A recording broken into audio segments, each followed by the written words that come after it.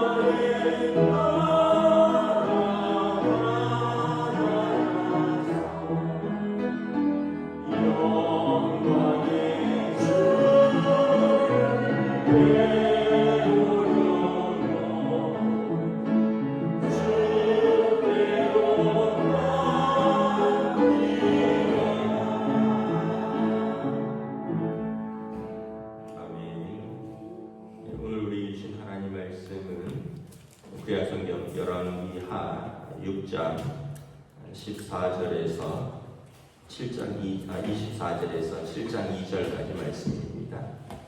열왕기하 6장 24절에서 7장 2절까지 말씀입니다. 다 찾으신 줄 알고 저 여러분들이 한 절씩 교도하겠습니다.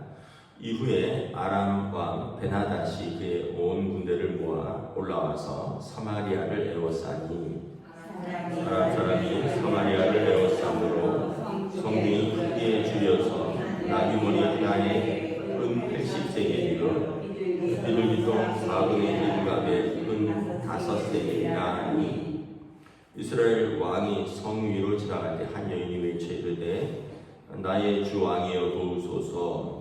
왕이 이르되 여호와께서 너를 돕지 아니하시면 내가 무엇으로 너를 도우랴? 화장마당으로 말미암아 하겠느냐? 포도주 틀로 말미암아 하겠느냐 하니라.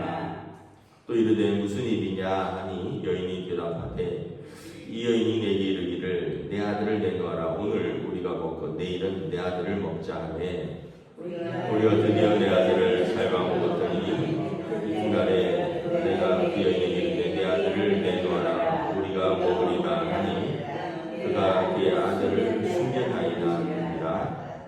왕이 그 여인의 말을 듣고 자기 옷을 찢으니라. 그가 성 위로 지나갈 때 백성이 본즉 그의 속살에 굵은 배를 입었더라. 왕이 이르되 사마세 아들 엘리사의 머리가 오늘 그 몸에 붙어 있으면 하나님에게 벌 위에 벌을 내리실지로다 하니라. 그때 엘리사가 그의 집에 앉아 있고 장로들이 그와 함께 앉아 있는데 왕이 자기 처소에서 사람을 보냈더니 그 사자가 이르기 전에 엘리사가 장로들에게 이르되 너희는 이 살인한 자의 아들이 내 머리를 베려고 사람을 보내는 것을 보느냐? 너희는 보다가 사자가 오든 문을 닫고 문 안에 들이지 말라. 그의 주인의 발소리가 그의 뒤에서 나지 아니하느냐 하고 우리와 말을 할 때 그 사자가 그에게 이르니라. 왕이 이르되 이 재앙이 여호와께로부터 나왔으니 어찌 더 여호와를 기다리리요? 엘리사가 이르되 여호와의 말씀을 들을지어다. 여호와께서 이르시되 내일 이맘때 사마리아 성문에서 고운 밀가루 한 쌀을 한 세겔로 매매하고 보리 2수알을 한 세겔로 매매하리라 하였느니라. 그때 왕이 그의 손에 의지하는 자 곧 한 장관이 하나님의 사람에게 대답하여 이르되 여호와께서 하늘에 창을 내신들 어쩐 일이 있으리요하더라. 엘리사가 이르되 내가 내 눈으로 보리라. 그러나 그것을 먹지는 못하리라 하니라. 아멘. 할렐루야. 네, 오늘도 새날을 시작되었습니다. 하나님께서 은혜와 평강으로 함께 해주시기를 축복합니다. 네, 장마가 시작되었죠. 이렇게 어르신들은 길 다닐 때 미끄러우니까 또 항상 조심하셔야 될 것 같습니다. 오늘 말씀에 보면 이제 아람이 다시 이제 그 이스라엘을 침공하죠. 아람이 은혜를 잊었어요. 이제 수년 전에 이스라엘에 이제 그 엘리사를 잡으러 한 군대를 보냈다가 그들이 이제 눈을 어둡게 하여 사마리아 한복판으로 인도해서 그들이 다 죽을 위기에서 하나님이 엘리사에게 은혜를 베풀어서 그냥 보냈는데 한동안 이제 전쟁이 없이 잠잠하다가 이제 아람 왕 이제 베나닷이 이제 수도 사마리아를 공격을 합니다. 전면전을 이제 시작을 한 거죠. 엄청난 군대로 사마리아 성을 포위를 했는데 옛날에는 이제 뭐 말씀드렸다시피 성읍들이 따로따로 있는 그런 형국입니다. 그래서 물은 있어도 물은 이제 성읍에서 나니까 이제 들판에서 농사를 지면 그걸 가져와야 돼요. 성읍으로 가져와야 되고 또 뭐 짐승들은 밖에 나가서 풀어놓아서 먹여야 됩니다. 성 안에는 이제 거주지고 농사를 짓거나 초원은 또 밖으로 또 나가야 됩니다. 그런데 성을 몇 달을 에워싸 버리면 이제 밖에서 어떤 곡식을 식량을 수급할 수가 없고 또 성 안에 있는 사람들이 이제 짐승을 먹일 수가 없는 거죠. 2절에 보면 지금 뭐 몇 달째 성을 꼭 포위하고 있으니까 지금 곡식이라든가 먹을 것이 다 떨어져서 지금 짐승들을 잡아먹기 시작을 합니다. 여러분 바깥에서 아무것도 공급이 없이 만약에 그 서울을 포위해서 외부에서 전혀 공급되는 것이 없이 서울에 사는 900만 명이 자체적으로 해결을 하려고 해보세요. 그러면은 아마 뭐 한 달을 못 살 겁니다. 우리가 뭐 서울에서 농사를 많이 짓지 않잖아요. 다 지방에서 농사를 짓지. 또 서울에서 뭐 소를 키우거나 돼지를 키우지는 않잖아요. 대도시니까 다 지방에서 농장에서 키우지. 그럼 뭐 이 안에서 물은 나는데 900만 명이 먹고 살려고 하면 이제 한 달이면 모든 식료품이 동날 겁니다. 사마리아 성도 수도이기 때문에 아마 그런 형국에 이르렀고 결국은 나귀머리 하나에 은 80세의 계리요 비둘기똥 4분의 1갑에 은 5세겔이라. 나귀는 이제 평소에 잡아먹는 동물이 아닙니다. 이렇게 타고 다니는 동물이거나 일을 시키는 동물인데 지금 뭐 아마 소와 양은 다 잡아먹었고 나귀까지, 나귀 머리까지도 이렇게 비싼 값에 팔리고 비둘기똥 4분의 1갑에 은 5세겔이라. 비둘기똥은 이제 연료로 쓰이는데 이제 뭐 어쨌든 사람이 날 것으로 먹을 수는 없으니까 이게 뭐 불을 피운다거나 이럴 때 이 비둘기똥을 아마 쓰는데 4분의 은 5세겔이라. 그러니까 이게 20일치 노동자 일당이라는 거죠. 그러니까 어마어마한 거죠. 그렇게 지금 물자가 부족한 상황에서 이스라엘 왕이 지나갔는데 한 여인이 울면서 호소를 합니다. 무슨 일이 있었느냐, 왜 그러느냐, 하나님이 어떻게 너를 돕기를 원하시느냐 했더니 뭐 사람들이 너무 먹을 게 없으니까 어떤 두 여인이 이런 얘기를 했다는 거예요. 오늘은 네 아이를 잡아먹고 내일은 내 아이를 잡아먹자. 그래서 어제 자기 아이를 잡아먹었는데 오늘 네 아이를 내놓아라 했더니 그 여인이 자기 아이를 숨겼다는 거예요. 어떻게 이럴 수 있느냐. 왕도 참 참담한 거죠. 이제 아마 우리가 이제 추정을 하기는 살아있는 아이일 수도 있고 아이가 어쩌면 굶주려서 죽었어. 어쩌면 묻지 않고 그 아이를 잡아먹었을 수도 있고 그래서 그 아이를 숨긴 여인은 아직 자기 아이가 살아있기 때문에 숨긴 것이 아닐까 이렇게 성서학자들이 해석을 합니다. 왜냐하면 어떤 어머니가 아무리 자기가 굶어 죽어도 자기 살아있는 아이를 잡아먹겠습니까?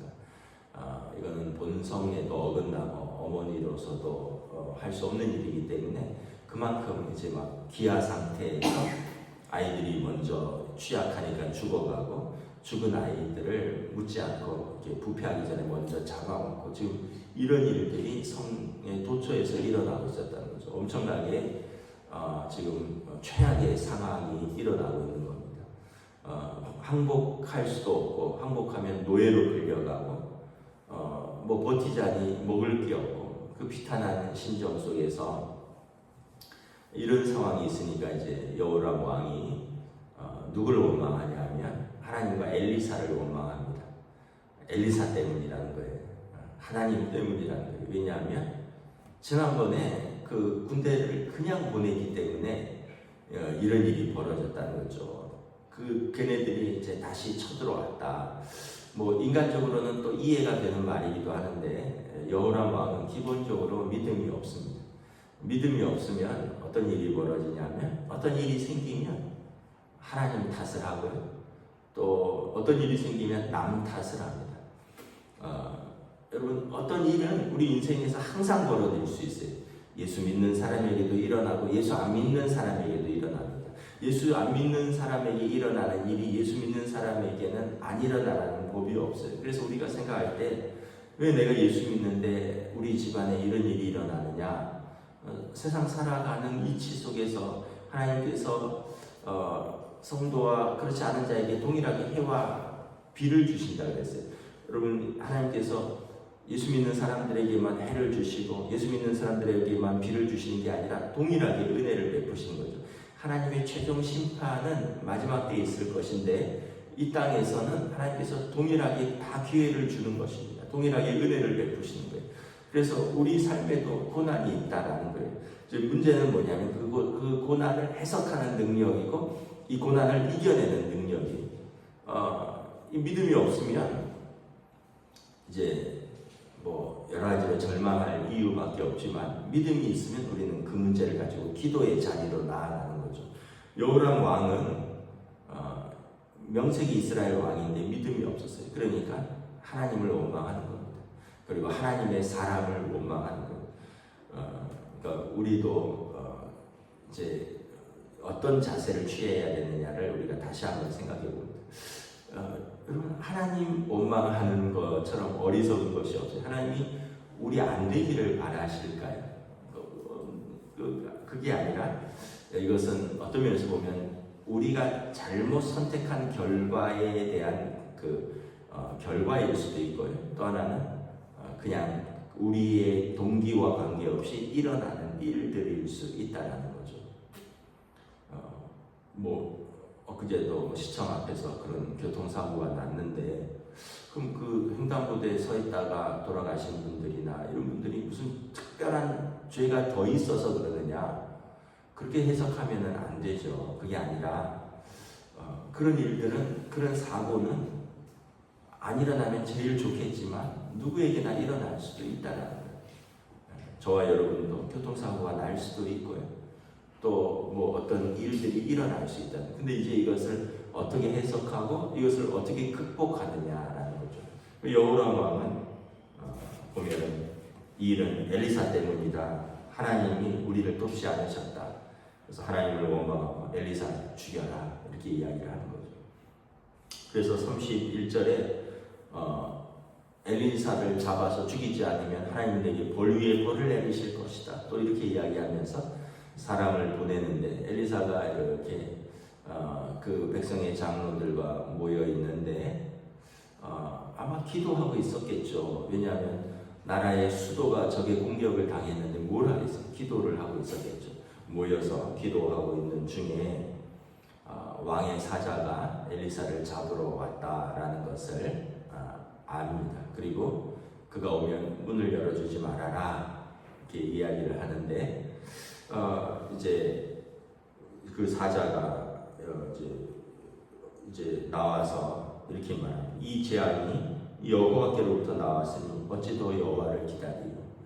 그러니까 하나님이 이 재앙을 주셨다는 거죠. 그래서 이제 하나님을 원망한다는 것입니다. 아까도 말했다시피 이 신하도 그렇고 왕도 그렇고 믿음이 없으면 우리는 하나님의 은혜는 잊어버리고 우리에게 일어난 일만 가지고 하나님을 그렇게 원망한다는 거죠. 여러분, 자녀들이 좀 미숙할 때 그러지 않아요? 자녀들이 부모를 키워주신 부모의 은혜 공부시켜주고 사랑해주고 온갖 은혜를 다 베풀었는데 그냥 애들은 사춘기 때 섭섭하면 부모에게 모질게 말을 합니다. 그런 걸 보면 참 하나님이 우리에 대해서도 그런 마음을 가지실 것 같아요. 그때 사춘기 때 애들 보면 참 감당이 안 되잖아요. 부모가 야, 어떻게 저렇게 말하고 어떻게 저렇게 애가 저러냐, 저렇게 사랑스럽던 애가 저렇게 예뻤던 애가 근데 하나님께서도 우리한테 그러실 것 같아요. 우리가 하나님께서 은혜 베풀어 주시면 그렇게 감사하다 그렇고 그렇게 하나님 앞에서 믿음으로 찬송하더라도 무슨 일이 생기면 또 쌩하고 하나님 어떻게 나한테 이러실 수 있냐 그러고 이럴 거면 내가 하나님 왜 믿었느냐 그러고 뭐 하나님 왜 살아계시느냐 뭐 이러고 이런 걸 보면 하나님도 우리 변덕 때문에 참 힘드실 것 같아 이런 생각을 합니다. 지금 이 이스라엘의 왕이 그렇다는 거죠. 엘리사가 7장 1절에서 이렇게 말합니다. 하나님의 말씀입니다. 내일 이맘때는 사마리아 성문에서 고운 밀가루 한 쌀을 한 세겔로 매매하고 보리 두 수알을 한 세겔로 매매하리라. 그러니까 모든 것이 정상으로 돌아간다 이런 뜻입니다. 평상시 매매되는 가격이니까 이제 쉽게 얘기하면 적들이 물러가든지 적들이 지든지 그래서 일상이 회복된다라는 말씀이죠. 그랬더니 2절에 왕의 한 그 장관이, 이 사람은 왕이 의지하는 자이고요, 왕이 사랑하는 장관인데 왕이나 그 장관이나 똑같습니다. 믿음 없기는. 하나님께서 하늘에 창을 내신들 어찌 이런 일이 있으리요 하더라. 그래서 엘리사가 믿음이 없으니 네가 내일 이맘때 내가 이것을 보기는 하되 너가 그것을 먹지는 못하리라. 그래서 뭐 내일 본문인데요, 전쟁이 끝나면 이 사람이 성 앞에 지키다가 백성들이, 굶주린 백성들이 성 밖에 아람 군대가 놓고 간 식량을 탈취하러 막 뛰어나가다 이 사람은 성문 앞에서 밟혀 죽습니다. 믿음이 없는 이 장관은 보긴 보았는데 먹지는 못하고 이제 사람들에게 밟혀 죽는 비극을 일어나는 것을 보게 됩니다. 결국은 뭐냐면 어제도 그런 내용이 있었죠. 눈을 열어서, 믿음의 눈을 열 때 눈에 보이는 문제보다 더 크신 하나님을 보는 겁니다. 믿음의 눈을 열 때 우리가 하나님을 신뢰할 수 있죠. 믿음의 눈이 안 열리면 앞에 보이는 문제만 볼 뿐만 아니라 하나님 우리를 어찌 돕겠느냐, 하늘의 창이 열려도 이런 일은 불가능하다, 하나님 원망하고 사람들 원망하고 그냥 문제 부둥켜 안고 씨름하다가 오늘 말씀처럼 문제 속에 죽고 만다라는 거죠. 그래서 우리는 항상 믿음의 눈을 가진 사람들이잖아요. 믿음에 다른 눈이 있는 거죠. 눈에 보이는 걸 넘어서는 하나님의 뜻을 보고, 또 들리는 소리, 사람들의 소리만 듣는 게 아니라 하나님의 음성도 듣고, 그렇다면 우리는 다른 말을 하고 다른 행동을 선택할 수 있는 믿음을 가진 사람들이다. 오늘 말씀을 보면서 이스라엘 왕과 그 장관은 믿음이 없었고, 또 엘리사와 또 하나님께서 그 백성을 사랑하고 돌보시고 지키시는 하나님의 은혜를 바라봅니다. 우리가 우리의 삶에서 늘 기도하면서 하나님의 뜻을 묻고 듣고, 또 믿음의 눈을 열어서 하나님이 행하시는 놀라운 은혜들을 보게 하소서 기도하며 성령의 이끄심을 받고 순종하며 살아가는 저와 여러분 되시기를 주님의 이름으로 축복합니다. 기도하겠습니다. 하나님 은혜를 감사합니다. 아람 군대가 이스라엘 성, 특별히 수도 사마리아 성을 포위하고 몇 달째 그 백성이 굶주림으로 일상이 무너지고, 또 서로가 서로를 신뢰하지 못하고 또 아이들을 잡아먹는 이런 끔찍한 상황 속에서 믿음이 무너지는 사람이 있고 믿음을 세우는 사람이 있다는 것을 바라봅니다. 여호람 왕과 그의 군대 장관은 하나님을 원망하고 하나님의 사람을 미워하고, 또 하나님의 사람의 말에 대하여 하나님께서 하늘에서 창을 내셔도 이 문제는 해결하지 못한다라는 불신앙의 말을 하지만, 또 하나님의 사람은 기도하면서 하나님께서 이 백성을 돌보시고 또 지키시고 해결하시는 것을 또 바라보고 믿음으로 그 뜻을 전하는 것을 바라봅니다. 우리 일상에서도 우리가 살아가면서 돌아보면 많은 어려움과 문제들을 겪었던 것을 기억합니다.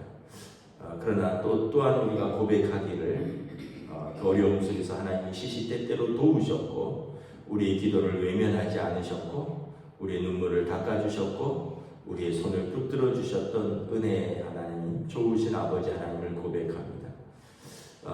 그럼에도 불구하고 또 문제가 생기면 우리 입에서 불신의 말이나 불신앙의 말이나 원망의 말이 나왔던 것도 사실입니다. 우리의 삶이 하나님 앞에서 늘 은혜 가운데 하나님을 신뢰하고 믿음의 눈을 열어주시고 믿음의 귀를 열어주시고, 또 우리의 입술로 믿음의 말을 하여 하나님을 기쁘시게 하며 하나님의 은혜를 누리는 주의 백성들로 인도하여 주시옵소서. 감사를 드리오며 우리 주 예수 그리스도 이름으로 기도드리옵나이다. 아멘. 하늘에 계신 우리 아버지, 아버지의 이름을 거룩하게 하시며 아버지의 나라가 오게 하시며 아버지의 뜻이 하늘에서와 같이 땅에서도 이루어지게 하소서. 오늘 우리에게 일용할 양식을 주시고 우리가 우리에게 잘못한 사람을 용서하여 준 것 같이 우리 죄를 용서하여 주시고 우리를 시험에 빠지지 않게 하시고 악에서 구하소서. 나라와 권능과 영광이 영원히 아버지의 것입니다. 아멘.